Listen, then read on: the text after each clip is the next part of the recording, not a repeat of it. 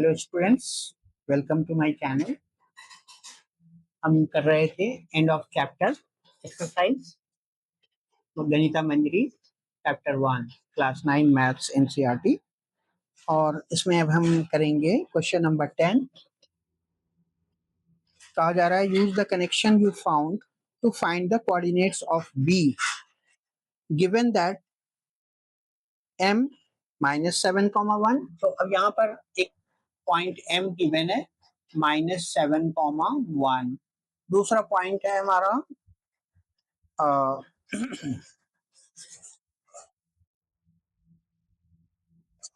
coordinate of b given that m is -7, 1 is the midpoint of a की जो length है वो हमारी a का कोऑर्डिनेट दिया हुआ है। a का कोऑर्डिनेट क्या है यहाँ पर 3, -4 और b का कोऑर्डिनेट है x, 1। b का कोऑर्डिनेट है x, 1। Yes, so this is b, x, y। So b का कोऑर्डिनेट है। अब हमें ये चेक करना है, ये जो ऊपर हमने कनेक्शन पिछले 9th क्वेश्चन में डिस्कस किया था कि हम जो मिड पॉइंट होता है उसका एक्स कोऑर्डिनेट जो होता है वो एंड पॉइंट्स के एक्स कोऑर्डिनेट के मीन के बराबर होता है, और मिड पॉइंट का जो वाई कोऑर्डिनेट होता है वो एंड पॉइंट्स के वाई कोऑर्डिनेट्स के मीन के इक्वल होता है। तो इससे हम चेक कर सकते हैं, जिसे हम मिड पॉइंट फॉर्मूला भी बोलते थे। तो मिड पॉइंट फॉर्मूला से ही हम इसको एक्स और वाई की जो एंड पॉइंट्स है हमें फाइंड करना है, ये एंड पॉइंट्स क्या है। हमें मिड पॉइंट गिवन है और यहाँ पर एक एंड पॉइंट गिवन है। तो मिड पॉइंट हम पहले लिख लेते हैं। मिड पॉइंट हमारा है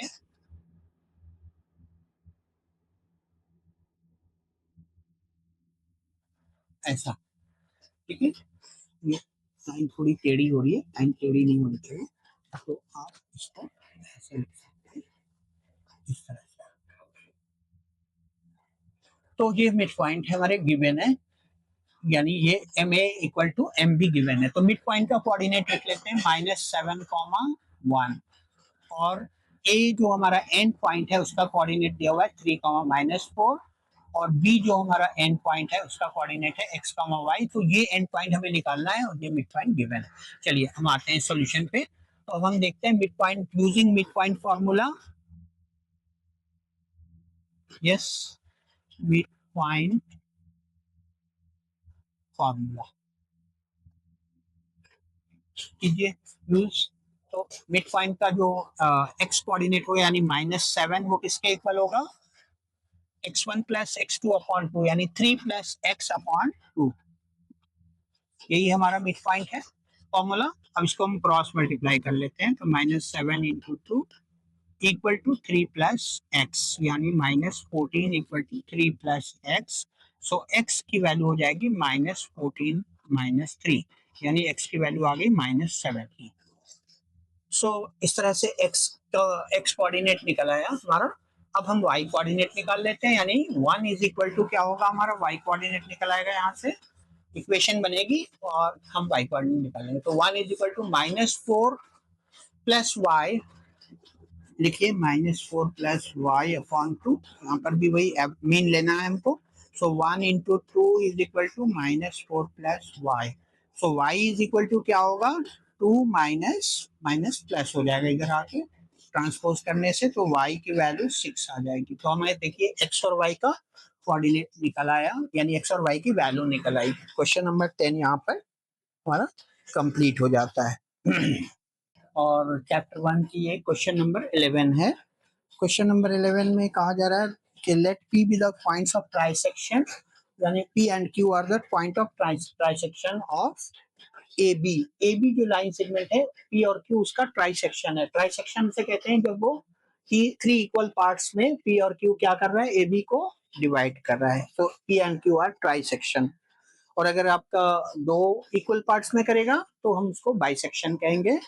यहाँ पे ट्राइसेक्शन है। अब क्वेश्चन ये है कि P is with P is closer to A, P A के निकट है और Q जो है वो B के निकट है। Then using your knowledge of how to find the coordinates of the point of the segment of a segment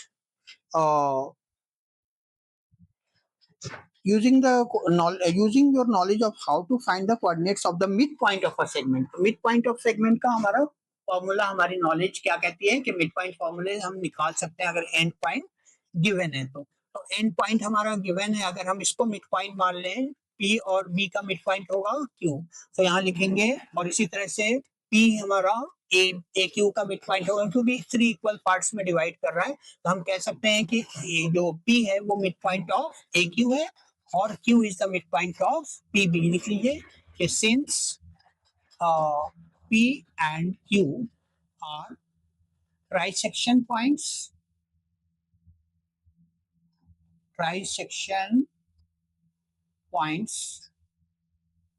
of AB, therefore हम क्या कह सकते हैं, P is the midpoint of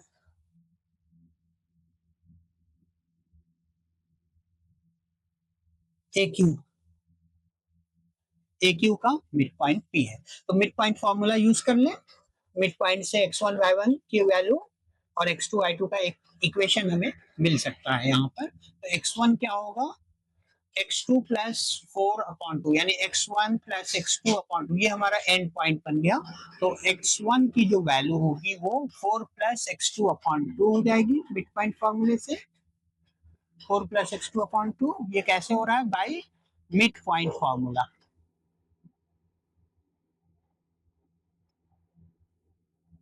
चलिए यहाँ से एक क्रॉस मल्टीप्लाई कर लेते हैं, एक इक्वेशन मिलेगा x1 x2 का। सो 2x1 equal to 4 plus x2, और यहाँ से हम x2 की वैल्यू निकाल सकते हैं x1 के टर्म में। सो 2x1 minus 4, this is result 1। इसी तरह से हम कह सकते हैं कि y1 जो होगा वो y2 और 7 का मीन होगा, यानी y1 इज इक्वल टू क्या होगा, 7 plus y2 upon 2। Cross multiply कीजिए तो yes 2y1 equal to 7 plus y2। So y2 की यहाँ से वैल्यू आ जाएगी क्या, y2 की वैल्यू हो जाएगी 2y1 माइनस 7। ये रिजल्ट 2 कर लेते हैं। इसी तरह से अब हम x1 bye x1 x2,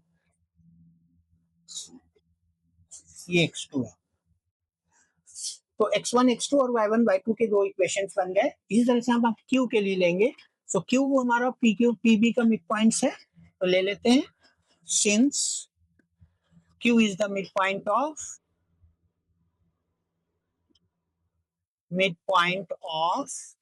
pb, ठीक है।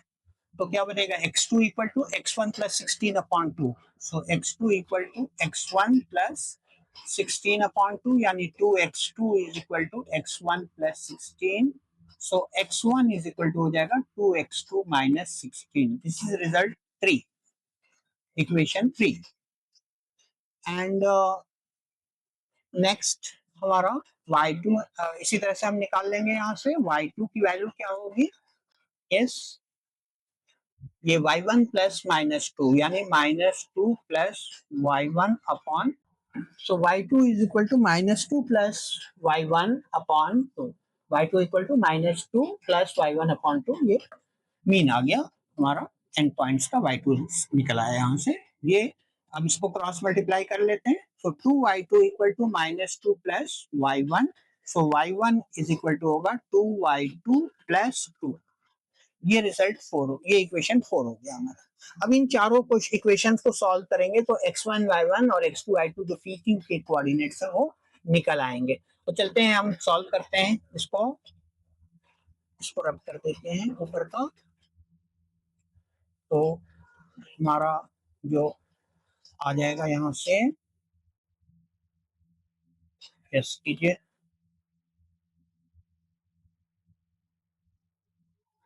चलिए अब यहाँ पे देखिए x2 की वैल्यू ऑलरेडी यहाँ पर x1 के टर्म में दी हुई है, यहाँ पर भी x1 की वैल्यू x2 के टर्म में दी हुई है, तो हम कोई बात नहीं, x2 की वैल्यू यहाँ सब्स्टिट्यूट कर देते हैं। So from 1 x putting x2 is equal to, यहाँ पे लिख लीजिए, putting x2 from 1 in equation 2, from equation 1 in equation 2 value put कीजिए। तो x2 की वैल्यू यहाँ रखते हैं तो क्या मिलेगा, x1 is equal to 2x2 means 2 x2 की जगह ये पूरा लेंगे, सो 2 ब्रैकेट 2x1 माइनस 4। यस, ये आ जाएगा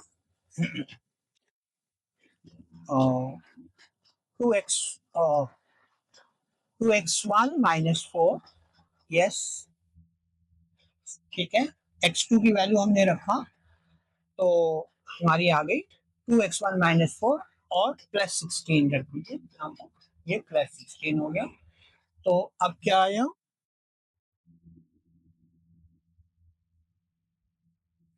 प्लस 16, सॉल्व ओपन कर लीजिए ब्रैकेट, सो 4x1 माइनस 8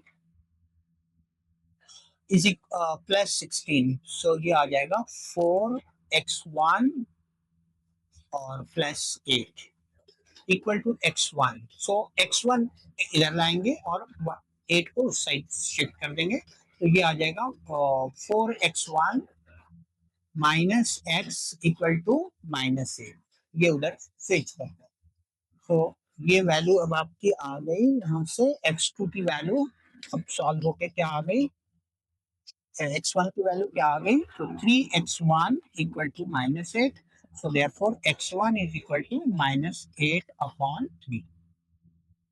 तो इस तरह से x1 कोऑर्डिनेट निकल आया। अब हम इन सेकंड और फोर्थ को सॉल्व कर लेते हैं। सो सेकंड और फोर्थ को सॉल्व करते हैं तो सेकंड हमारा इक्वेशन क्या है, y2 equal to 2y1 minus 7। Yes,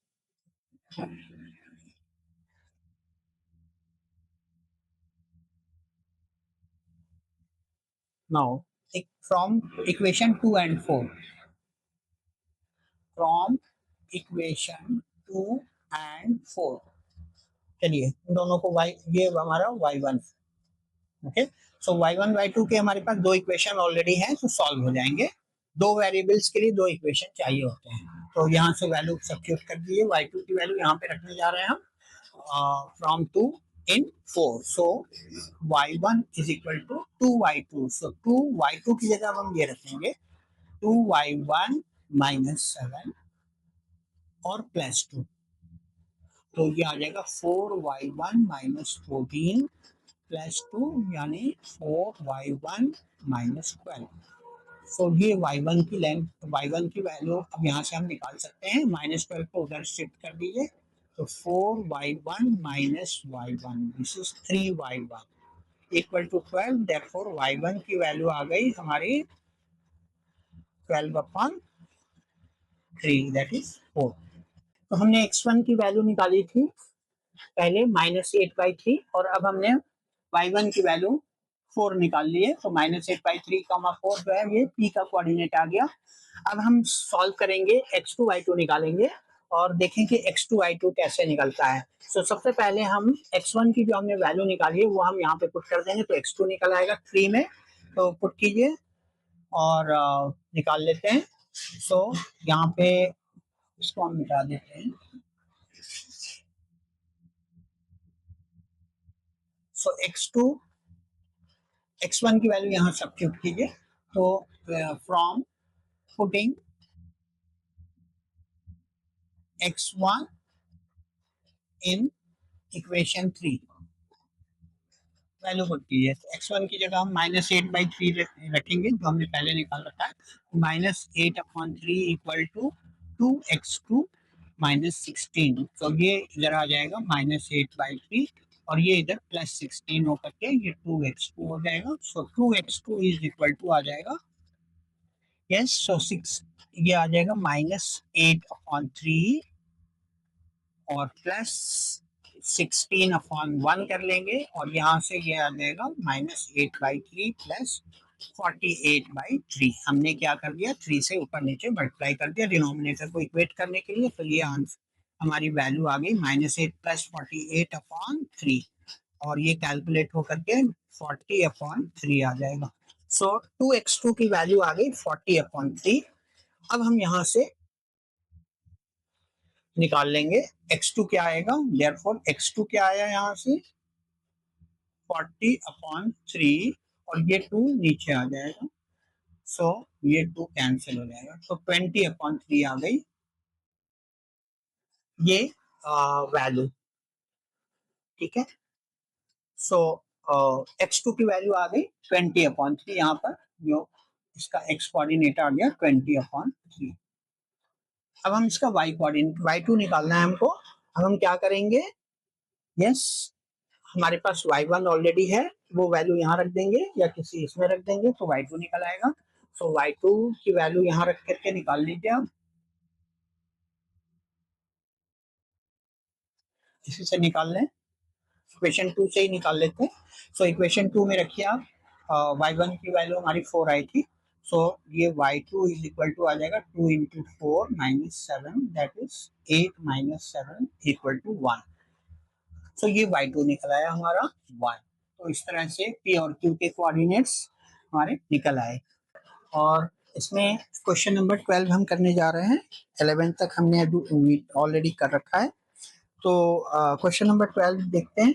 इसमें कहा जा रहा है given the points A B C show that they lie on a circle. So हम हमारे पास 3 पॉइंट्स हैं गिवन है ए बी सी और उनके कोऑर्डिनेट्स ए लिख लेते हैं हम यहाँ पर। ए का कोऑर्डिनेट क्या है यहाँ पर 1,-8, यस 1,-8। बी का कोऑर्डिनेट है तो -4,7 और सी का कोऑर्डिनेट है -4,-7,-4। ये ए बी सी के कोऑर्डिनेट्स गिवन है और हमें चेक करना है कि whether they lie on a circle और नॉट, एक ही सर्कल पे लाई कर रहे हैं यानी कंसाइक्लिक पॉइंट्स हैं या नहीं, ये हमें चेक करना है। तो इसके लिए हम और इनका इनका जो सेंटर है सर्कल का वो गिवन है 0,0। मान लीजिए यहाँ पर सेंटर है 0,0 और इस सेंटर का नाम है O, इसको ओरिजिन पे है ये सेंटर, इसको हम O मान लेते हैं। तो हम क्या करेंगे कि O से A की डिस्टेंस, O से B की और O से C की डिस्टेंस निकाल लेंगे। अगर ये तीनों डिस्टेंसेस इक्वल आ रही हैं OA, OB, OC, तो हम ये कहेंगे कि ये जो 3 पॉइंट्स है ABC ये एक सर्कल पे लाई करेंगे। तो पहले हम डिस्टेंस निकालते हैं, देखते हैं OA की लेंथ क्या आ रही है। तो डिस्टेंस फॉर्मूला यूज कीजिए, तो OA आएगा आपका, ये सेंटर दिया हुआ है तो सेंटर से इसकी डिस्टेंस निकालते हैं, तो हमारा ये हो जाएगा 1 - 0 whole square plus -8 - 0 whole square, -8 - 0 whole square. So this is equal to 1 square plus -8 square यानी √1 प्लस 64, ये आ जाएगा √65 यूनिट। सो ये आ गया OA की लेंथ और इसी तरह से हम OB निकाल लेते हैं। OB की लेंथ भी हमारी निकल आएगी डिस्टेंस फॉर्मूले से, 0 - -4 यानी 0 + 4 whole square plus 0 - 7 whole square, तो ये आ जाएगा √16 प्लस 49, ये आपका आया √65। तो 65 यूनिट आ रहा है, तो ये हमारा प्रूफ हो गया। शो का क्वेश्चन जो होता है वो होना ही है। इसका मतलब OB जो है वो OA के इक्वल हो गया। अब हम OC निकालते हैं, चलिए OC निकाल लेते हैं। तो OC की लेंथ देखते हैं क्या आती है, -7, 0 - -7 होल स्क्वायर यानी 0 + 7 होल स्क्वायर प्लस 0 - -4 यानी 0 + 4 होल स्क्वायर, तो ये आ गई वैल्यू हमारी 49 + 16, तो ये आ जाएगा √65 यूनिट, ये भी आ गया। यानी तीनों लेंथ जो है हमारी, तीनों पॉइंट्स की जो डिस्टेंस है वो से सेम है, इसे हम यहाँ पे लिखने जा रहे हैं। Therefore OA equal to OB equal to OC equal to what, √65। तो therefore ABC lie on the same circle, A, B and C lie on the, एक ही सर्कल पे लाई करते हैं, एक ही सर्कल पे वो पास करते हैं, एक ही सर्कल से, lie on the same circle. Hence prove, ये पहला पार्ट हमारा प्रूफ हो गया, हैंस प्रूफ लिख देंगे। अब हम आते हैं इसका इसमें एक चीज और सेकंड पार्ट भी है इस क्वेश्चन का। And what is the radius of के, इसी क्वेश्चन का यानी फर्स्ट पार्ट का एक और पार्ट है, यानी इसको अगर हम कहें फर्स्ट का ए पार्ट कर लेते हैं। अब इसमें हम बी पार्ट करने जा रहे हैं। अब बी में ये कह रहा है कि रेडियस बताओ, तो रेडियस क्या होगी, ओ ए की जो या ओ बी की या ओ सी की कोई भी लेंथ ले लेंगे वही रेडियस हो जाएगी। सो हमारी रेडियस क्या होगी, इस सर्कल की रेडियस क्या होगी, इस सर्कल की रेडियस हम लिख लें। So radius of the circle is equal to any distance जो हमने निकाले हैं, so is equal to O A हम ले लेते हैं, यानी ओ ए की लेंथ हमारी 65 अंडर रूट 65 यूनिट, यही हमारी रेडियस भी हो गई सर्कल की। तो इस तरह से ये हमारा फर्स्ट पार्ट का आंसर कंप्लीट हो जाता है। इसका सेकंड पार्ट अब करते हैं, B part. Second part 12th का सेकंड पार्ट देखते हैं। Given the points D and E, एक डी और ई दो पॉइंट्स हैं। सो डी हमारा है coordinate -5 comma -5 comma 6 and E is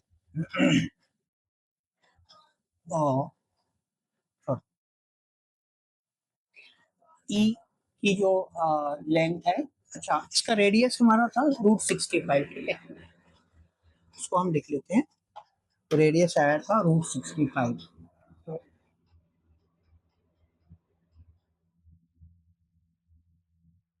unit, ये आया था रेडियस। अब हम हमसे ये कहा जा रहा है डी और ई दो पॉइंट्स हैं और ई का कोऑर्डिनेट है 0,9 और इसमें हमने रेडियस निकाली थी √65 यूनिट, ठीक है। जो सर्कल था फर्स्ट पार्ट में वो उसकी रेडियस क्या थी, √65 यूनिट।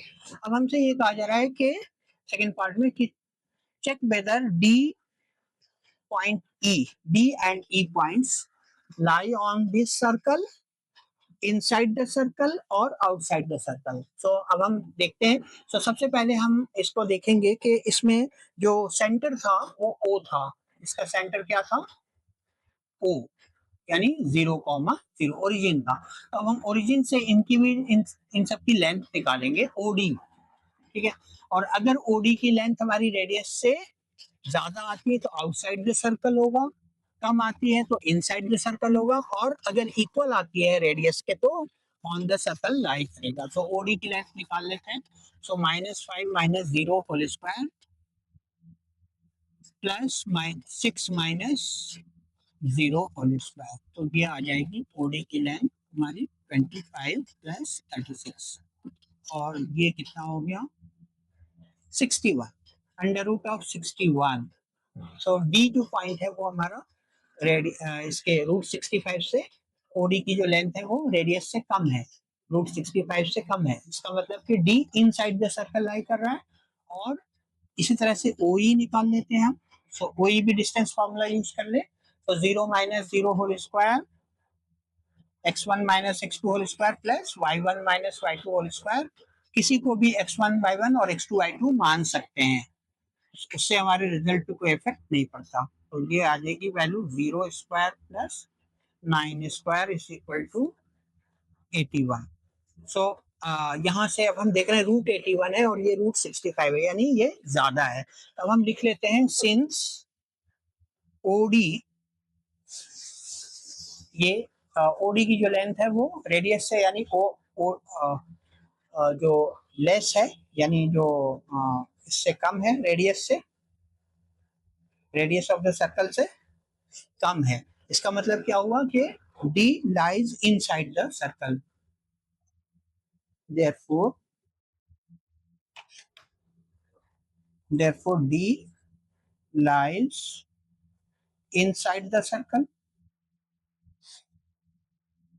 रेडियस से कम है, एंड ओ ई जो है वो हमारा √81 है जो कि रेडियस से बड़ा है, and O D is greater than radius, therefore sorry O ई।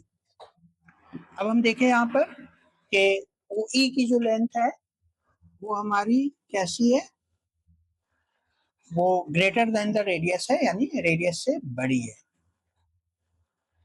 इसका मतलब क्या हुआ कि ई जो पॉइंट है वो आउटसाइड द सर्कल लाई कर रहा है, देयरफॉर अब हम यहाँ कह सकते हैं therefore E lies outside the circle, circle के बाहर लाई करेगा ई पॉइंट। ठीक है, तो यहीं पे ये एंड हो जा रहा है क्वेश्चन नंबर 12, और उसमें हम क्वेश्चन नंबर चैप्टर 1 के हैं और क्वेश्चन नंबर 13 हम करने जा रहे हैं।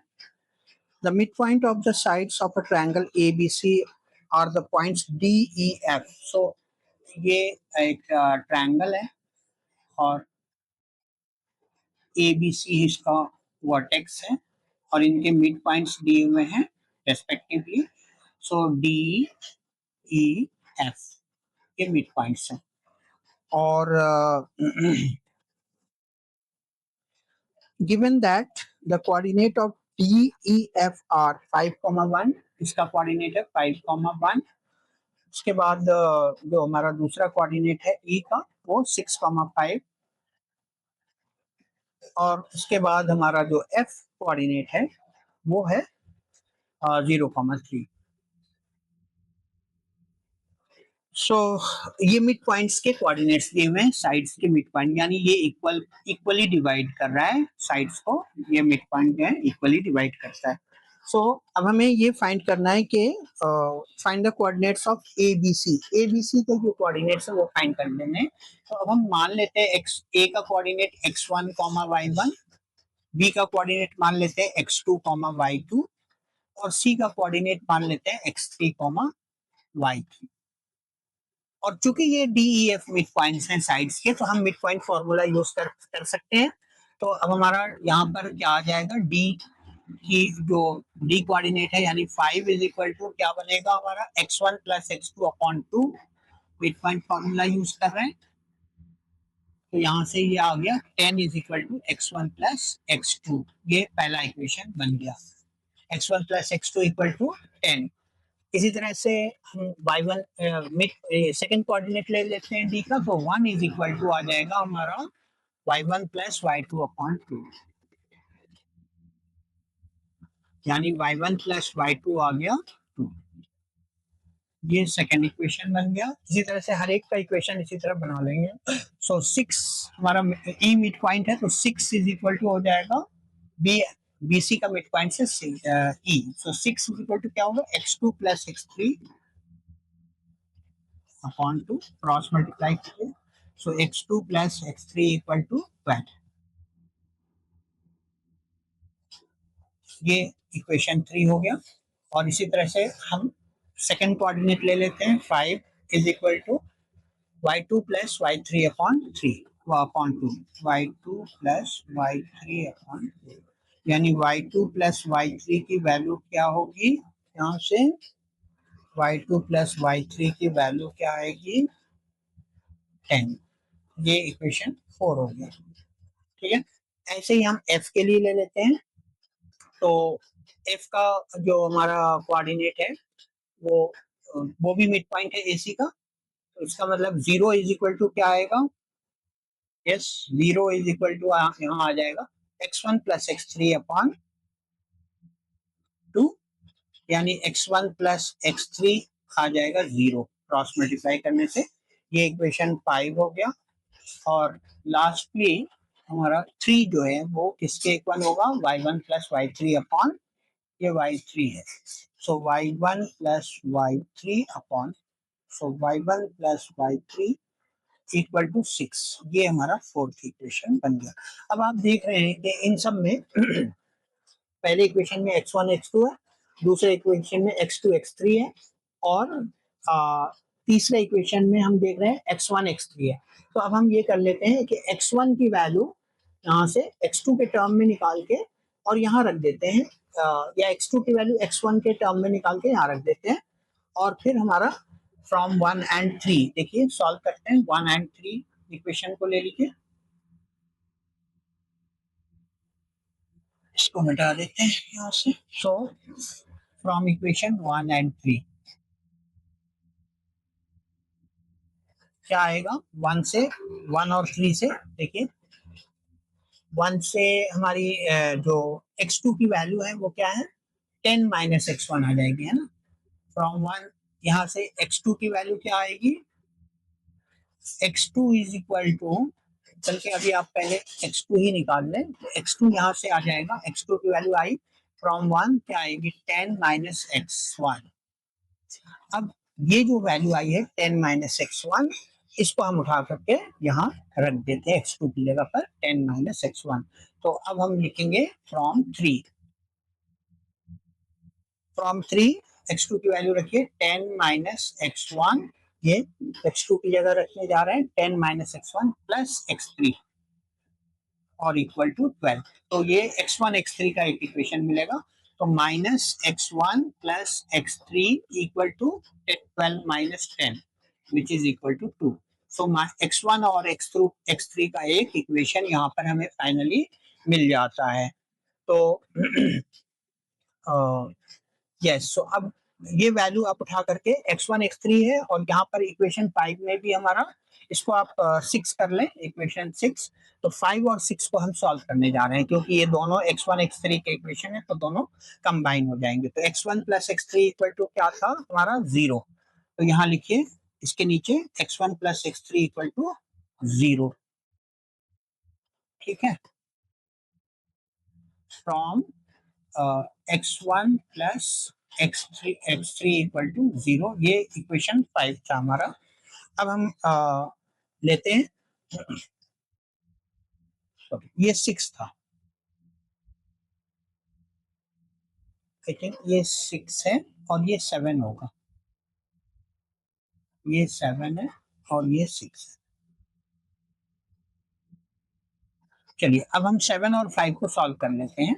तो हम एलिमिनेशन से सॉल्व कर लेते हैं, यानी x1 और x1 यहाँ से कैंसिल हो जाएगा, ऐड करने पे तो ये आ जाएगा x3, या हम सब्स्टिट्यूशन से भी कर सकते थे, वैसे तो वो थोड़ा डिफिकल्ट हो जाता है। So 2x3 equal to 2, therefore x3 is equal to 2 upon 2, यानी कैंसिल होके ये 1 आ जाएगा। तो x3 की वैल्यू 1 आ गई। अब यहाँ पर आप रख दीजिए इक्वेशन 7 में, तो उससे हमारा क्या आ जाएगा, यस, रख दीजिए फ्रॉम 7 क्या आएगी वैल्यू, 7 में रखिए x3 की वैल्यू, तो ये आएगा minus x1 plus 1 equal to 2। So x1 is equal to क्या होगा, x1 को उधर शिफ्ट कर दीजिए, या x1 को इधर ही रहने दीजिए, 2 माइनस 1 कर लेंगे, तो ये आ गया -1। So minus x1 equal to -1, so minus minus cancel हो जाएगा। सो यहाँ से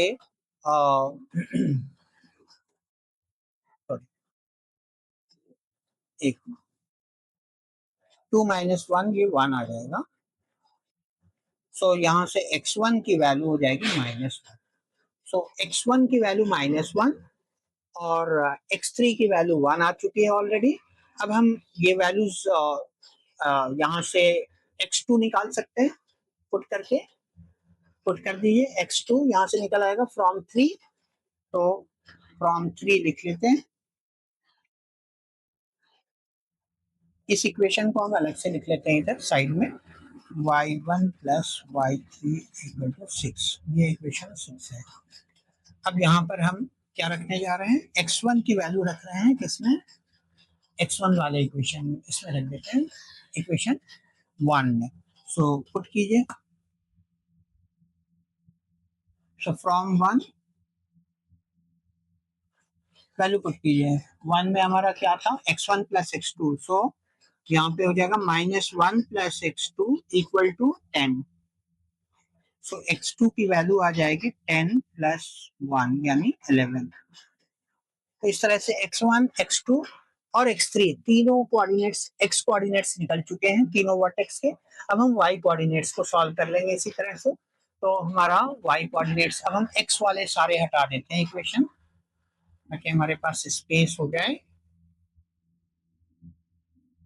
x कोऑर्डिनेट्स के हमारे सारे इक्वेशंस हटा देते हैं।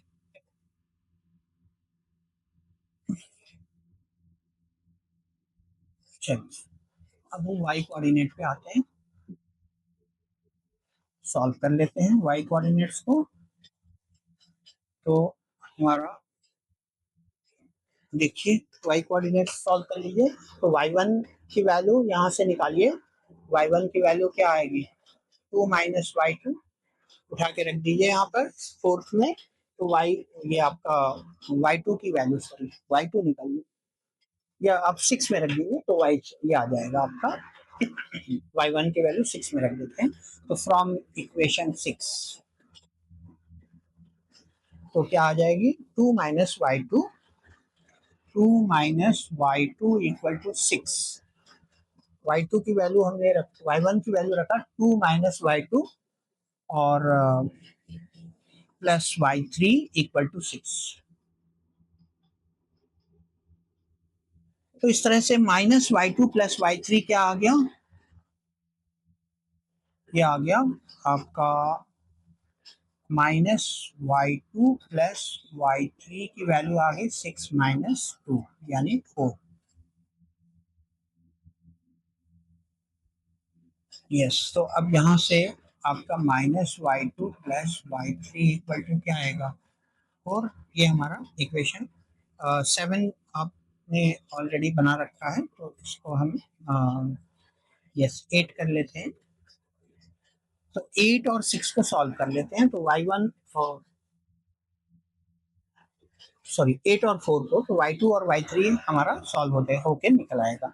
सो 8 और 6 यहाँ पर सॉल्व कर लेते हैं।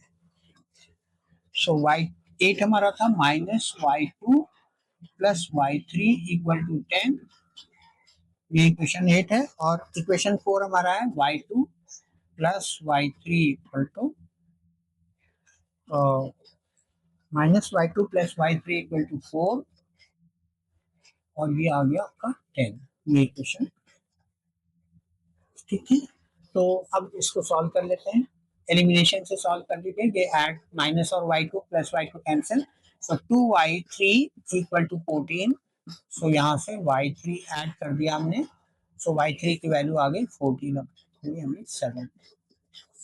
सो y3 की वैल्यू अब आप रख दीजिए इसमें, इसी में रख दिए फोर्थ में। तो फ्रॉम 4 रखिए y3 की वैल्यू, तो y2 प्लस y3 की वैल्यू रख रहे हैं 7 इक्वल टू 10। तो यहाँ से आ जाएगा y2 is equal to 10 minus 7 यानी 3 आ जाएगी y2 की वैल्यू। अब हमें y3 भी पता है, y2 भी पता है, अब सिर्फ y1 निकालना है। तो y1 के किसी भी इक्वेशन में रख दीजिए, यहाँ रख दीजिए इक्वेशन 2 में फ्रॉम 2, तो हमारा y1 भी आ जाएगा। So from equation 2 y1 plus y2 is what 3 equal to 2। So y1 की वैल्यू आ जाएगी हमारी यहाँ से 2 minus 3 which is equal to minus 1। So इस तरह से हमें तीनों जो वर्टिसेस के कोऑर्डिनेट्स निकाला है, यानी वो कोऑर्डिनेट्स क्या हैं, वैल्यूज क्या वो आप लिख लीजिए। तो यहाँ से हमने x1 y1 x1 x2 x3 और y1 y2 y3 तीनों हमने कोऑर्डिनेट्स निकाल लिए हैं। अब हम इसको लिख लेते हैं, ए बी सी के जो कोऑर्डिनेट्स है वो क्या होंगे। हमारा ए ये y3 है, ये y1 है और ये y2 है। इधर का हम इसको मिटा देते हैं। सो जो ए का कोऑर्डिनेट होगा वो क्या होगा यहाँ पर, यस ए का कोऑर्डिनेट हमारा था x1 y1। So x1 is -1 और y1 इज -1। सो -1 -1 हो जाएगा, ये वर्टेक्स ए। इसी तरह से वर्टेक्स बी देते हैं x2 y2 यानी 11 y2 क्या है 3। सो ये हो गया। और इसी तरह से सी ले लेते हैं। सो सी x3 y3 है हमारा। सो यानी ये वैल्यू हो जाएगी x यानी 1, y3 इज 7। ये यहाँ पे एंड हुआ आंसर।